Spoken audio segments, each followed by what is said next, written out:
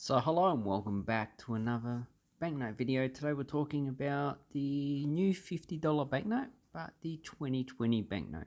So this is the second year that they've issued this type of banknote. Obviously you got the more common 2018 and then you got the 2020. And so there were no banknotes printed for 2019 and 2021. Well, we'll probably find out at the end of the year if they printed any banknotes for that time period. 2022, but come to say that $50 are popular because of the pandemic. People have been using and taking out a lot of cash, so a lot of that cash is in the form of 50s and $100. So that's why, even though they printed about 6 million of each prefix in 2018, and they went up to IB, so that's quite a lot of banknotes, probably at least 300-400 million. 2020 they printed also a lot of banknotes, so we have AA to EA, and there is about 6.8 million. So each print run had a lot more banknotes, about 300,000 more. Now there is a break where they had two different signatures. So the more common one is the one Philip Gaetien's, and that stops at about 5.3 million. So if you look at the actual numbers, so this is 20 million, 2.5 million. Yes, so that's the common prefix, and this one's 775,000. So this is the more common prefix. The scarcer prefix that you want is I don't have it, but this is it. So as you can see, you got for the $50 2020, you got two different serial numbers. When I get the next banknote, I will show you and make a video. So that is a low print run for this signature, so the two long signatures instead of the long and the short. That's how I remember them. But it's still 5.3 million to 6.8 million. It's still 1.5 million banknotes. That is a lot more banknotes than would have ever been printed with this series. So this series would have had a maximum of 1 million banknotes. So 1.5 million, yeah, it's still quite a lot of banknotes. So that's why I like it when they go under 1 million for any type of prefix series. So so here's the print run for 2018, and as you can see, we have two different ones, but they just had a break for some reason. The signatures are the same, and there is a break, so they didn't print as many of EB to IB as AA to EA. But anyway, it's still at least 6 million banknotes.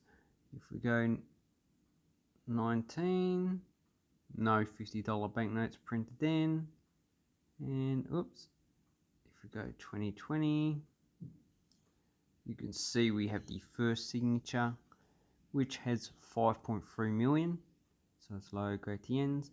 Then we have the second signature. You can see they both have first and last prefix, which is the same. So it's 5.3 to 6.8, so that's 1.5 million roughly. Low Kennedy.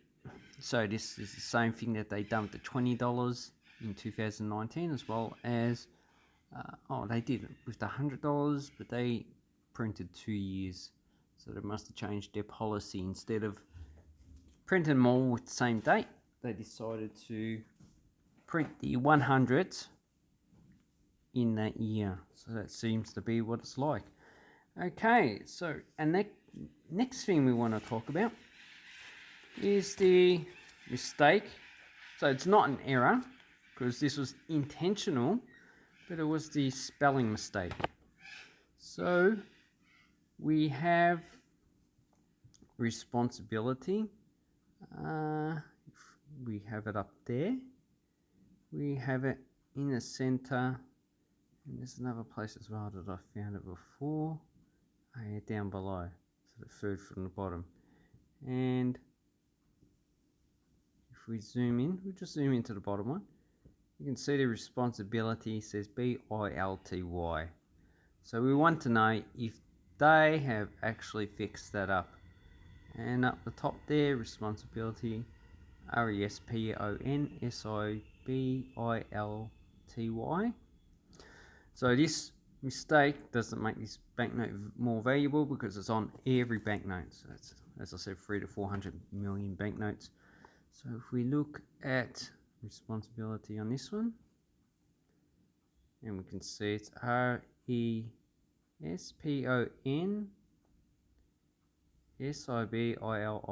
So it's ITY.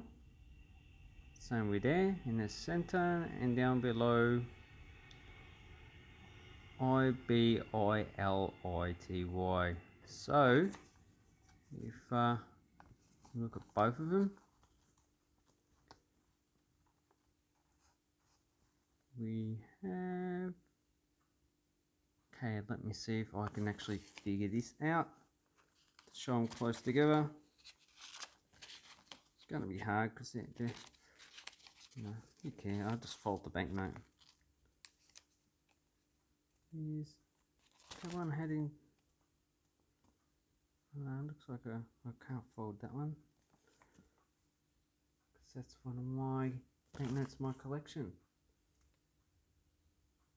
Anyway, so yeah, they have pretty much fixed up the spelling mistake. But it'll be interesting if someone else finds out spelling mistakes on them as well. So, yep. So all these 2020 banknotes don't have that spelling mistake on it. So those ones will be just the correct spelling. And so once again, just because this one is a spelling mistake, it's not going to make it more valuable. And as we've got about 6 million of each banknote, there's in the future going to have pretty much similar values. So what would I be collecting? Well, as you can see, this one, okay, maybe you can't. I need to turn the light on, and you can see some damage on that one. So pretty much 40 current polymer banknotes. So the current polymer banknotes, unless it's a good serial number, which these are not, or if it's a first to last prefix, which are, first to last prefix of all the banknotes so far have pretty much been the same run, so the same number.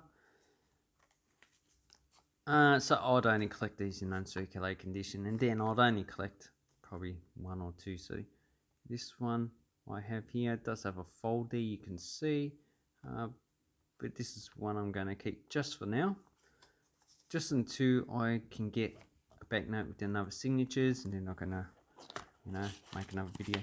With this banknote here, yeah, that's going back into circulation. You can see, you can see a lot of damage. Folds there, a lot of folds. So this is not worth collecting. They're not like these banknotes here. So this is 2016, but folds. I'm only keeping it until I actually find another one. But my earliest one I kept is this 1997. So if this was well circulated, but it's uncirculated, this would get a good price range, hopefully. But if it was circulated, kept it for 25 years, you would have lost at least 80% of its value by now. So that would mean today's purchasing power is probably about $10 that you could buy in 1997. So pretty much you would need at least $250 or something if you were going to take it back to 1997. Okay, just heard something drop. It's a new microphone. It's not really turning out that well, so maybe I'll need to change it. So So the 2020, you know, similar print run to 2018. So once again, the only banknotes you should keep are first and last prefix in pretty high grade. You can keep these general prefix in uncirculated condition, but I wouldn't keep too many. And also any good serial numbers. So if you're not too sure what a good serial number is, look up serial numbers to collect. And even if it's like a United States banknote, which I think they're the more popular ones, it gives you an idea of what you should collect. Anyway, I'd like to say thank you very much for watching my video. I hope it helped you, and leave a link. I'll leave a link down below so you can check out some eBay stores, and as it helps me. And also give this video a thumbs up and leave a comment. Let me know what you think. Thank you very much, and have an awesome coin and banknote collecting time.